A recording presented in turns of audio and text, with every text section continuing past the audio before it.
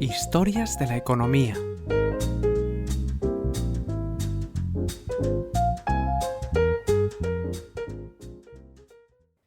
Episodio 137. El origen de los contenedores, las cajas metálicas que inventaron el comercio global.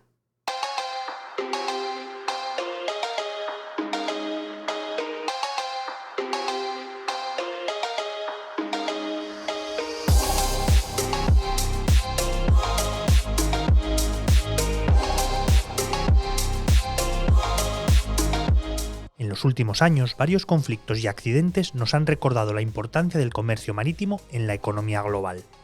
Cada problema que afecta a las principales rutas náuticas repercute en todo el mundo.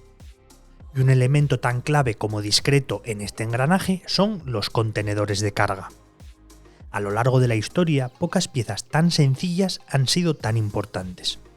Estos cajones metálicos han redefinido el comercio internacional y las economías del mundo, gracias a su eficiencia logística y la red global que han contribuido a tejer en las últimas décadas. En realidad, los cajones más primitivos venían utilizándose desde el siglo XVIII en Reino Unido. Construidos de diferentes materiales y sin ningún tipo de patrón, eran utilizados por el sector minero para transportar carbón, logrando mover grandes cajas entre trenes y barcazas. Es a finales del siglo XIX y principios del XX cuando la industria naviera empieza a usar contenedores, pero con un alcance muy limitado y nada generalizado. El transporte de mercancías se mantuvo sin grandes cambios durante siglos. Los objetos transportados iban en tren de un punto a otro, apilados y sujetados, y al llegar al barco se trasladaban a mano todos esos bultos, lo que requería con frecuencia mucho tiempo y muchos trabajadores.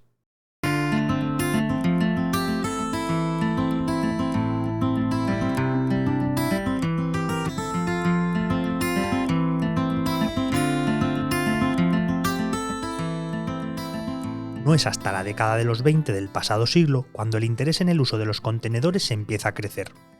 El transporte por carretera estaba en expansión, frente a un ferrocarril que había sido el sistema de transporte de mercancías predominante durante siglos, sin ningún tipo de esfuerzo por colaborar con la competencia.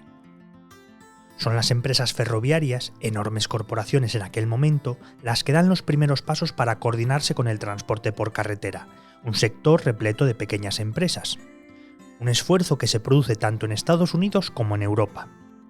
Se dan los primeros pasos en la búsqueda de una estandarización que facilite el traslado de cajones entre diferentes medios de transporte.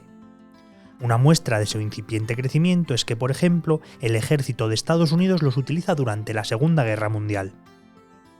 Pero en la década de los 50 seguía sin ser algo generalizado, en parte porque era un sistema aún ineficiente ya que no aprovechaba el espacio del barco y generaba peligrosos problemas de estiba. Lo más habitual es que en los puertos la mercancía de los barcos siguiera cargándose a mano, por un batallón de estibadores, que tenían la misión de optimizar el espacio. El objetivo era maximizar los beneficios, pero asegurar el equilibrio del barco y evitar que pudiera volcar en una tormenta. Era un proceso lento, caro y peligroso. Había riesgos de robo, de contaminación cruzada, riesgo de lesiones e incluso de muerte para los trabajadores.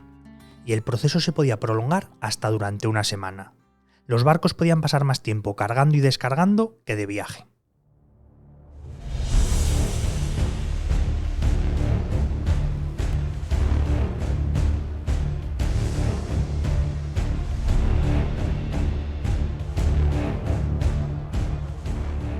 Es en ese contexto donde aparece la figura de Malcolm McLean, un empresario estadounidense que había hecho fortuna con su empresa de camiones.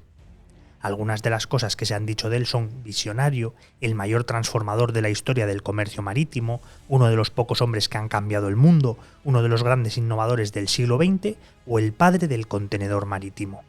No obstante, cambió para siempre el transporte de mercancías y el comercio mundial. Cuenta la leyenda que un día, en esa década de los 50, McLean estaba en el puerto de Nueva Jersey viendo cómo descargaban camiones y estaba desesperado con lo lento que era el proceso, los retrasos que generaba y la cantidad de tiempo que perdía mientras esperaba. Desesperado, empieza a desarrollar la idea de que todo sería más fácil si el remolque del camión pudiese subirse directamente al barco. Otra teoría, más creíble, señala que McLean llevaba años pensando en cómo mejorar la eficiencia del transporte por mar, sobre todo ante la mayor congestión que se registraba en las carreteras estadounidenses.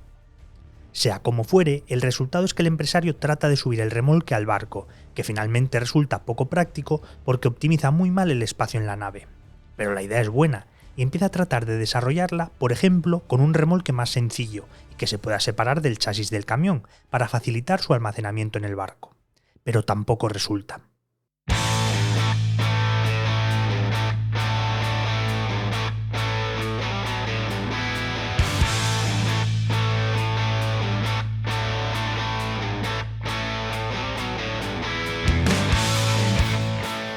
McLean se alía con el ingeniero Keith Tandlinger, que también llevaba años investigando el sistema, para diseñar el contenedor definitivo.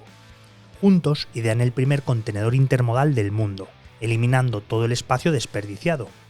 Era una caja metálica de 20 pies de largo, 8 pies de ancho y otros 8 pies de alto. Su colocación y transporte era mucho más eficiente, pero sobre todo era mucho más fácil de cargar y descargar del barco, y se podía transportar sin problemas por carretera, en barco o en tren. Pide un préstamo bancario importante y en enero de 1956 compra 2 barcazas T2 de la Segunda Guerra Mundial, que modificó para transportar contenedores encima y bajo cubierta. Tras varios meses de desarrollo de la idea, en abril de ese mismo año, con 100 dignatarios invitados a bordo, el barco era cargado y partía de la terminal marítima de Newark con destino al puerto de Houston, con 58 contenedores en su interior. Llegó sin incidentes. Cargar un barco en aquella época era una tarea hecha manualmente por los estibadores, tenía un coste de $5,86 por tonelada. Con el sistema de McLean, el coste se reducía a tan solo 16 céntimos por tonelada. Era 36 veces más barato.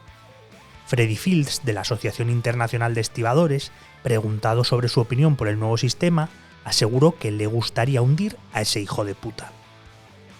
La otra obsesión de McLean era el tiempo de carga y descarga, ya que un barco solo gana dinero estando en el mar. Su sistema, mucho más eficiente, reducía enormemente el tiempo empleado.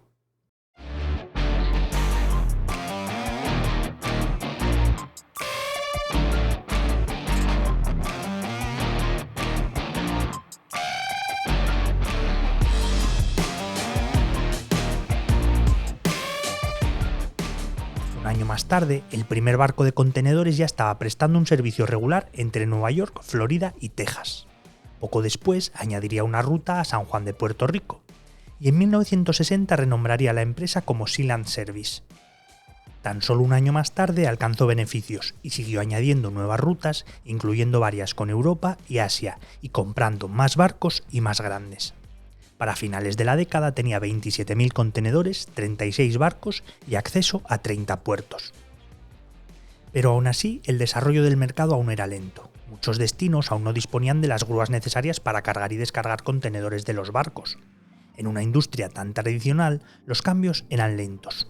Además, los sindicatos de estibadores dieron mucha pelea para tratar de proteger sus empleos. Cuando las ventajas de este sistema de transporte de mercancías se hicieron evidentes, los competidores se dieron prisa en desarrollar alternativas. Se sumaron a la tendencia de construir barcos más grandes, contenedores más sofisticados y más grúas. Sealand necesitaba dinero para competir, así que McLean decide vender la compañía por $530 millones en efectivo y acciones. El propio McLean recibió 160 millones y un asiento en la junta directiva de la compañía. Ese mismo año, en 1969, la compañía encargó 5 barcos portacontenedores más rápidos y más grandes. La guerra de Vietnam supone otro punto de inflexión para el comercio mundial. El ejército de Estados Unidos apuesta por los contenedores para transportar todo tipo de mercancías, por su alta eficiencia, pero pide a las diferentes empresas en competencia que se pongan de acuerdo y estandaricen los contenedores para facilitar su gestión y que se puedan transportar en cualquier camión y cualquier tren. McLean ya había cedido la patente de las esquinas, clave para poder apilar los contenedores de forma eficiente y segura.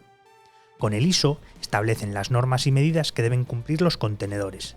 Fijan un tamaño de 20 o 40 pies de largo y 8 pies de alto y de ancho. Se mantienen en vigor hasta nuestros días.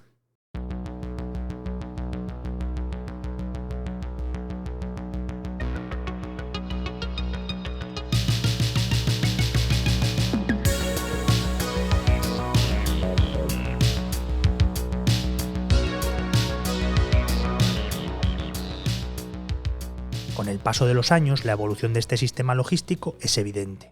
Ahora, toda la gestión del transporte marítimo se dirige desde unos ordenadores que controlan cada uno de los contenedores que mueven. Los refrigeradores se colocan en el casco, donde hay electricidad y monitores de temperatura, y los más pesados van al fondo. Hoy en día, los barcos son responsables de aproximadamente el 90% del comercio mundial. Cada año se envían por mar unos 2.000 millones de toneladas de manufacturas, materias primas y otros productos. Los barcos más grandes hoy en día pueden cargar hasta 24.000 contenedores, lo que equivale a un tren de 70 kilómetros de largo. Una nave de ese tamaño puede transportar el equivalente a 130 millones de pares de zapatos o 300 millones de tablets. Esa economía de escala también ha reducido los costes, logrando que transportar 20 toneladas de Asia a Europa tenga un precio similar a un billete de avión barato. Cada día hay en el mar 5.000 barcos que transportan entre 5 y 6 millones de contenedores.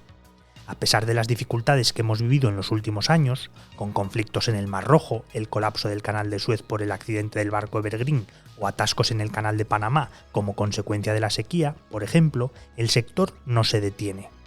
De hecho, las grandes compañías prevén adquirir barcos aún más grandes y espera que en unos 5 años estén surcando los mares embarcaciones un 50% mayores que las actuales.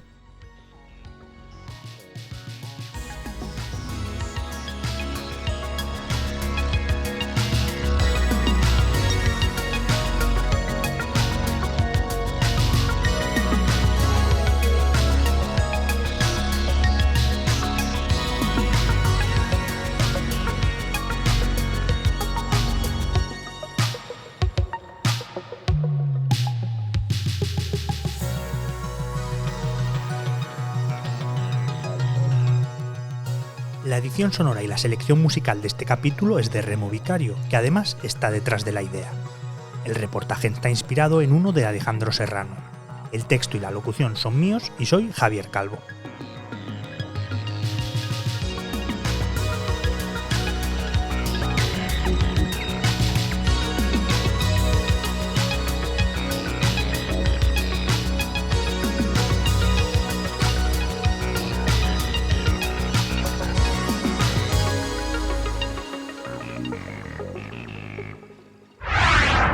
El Economista Podcast.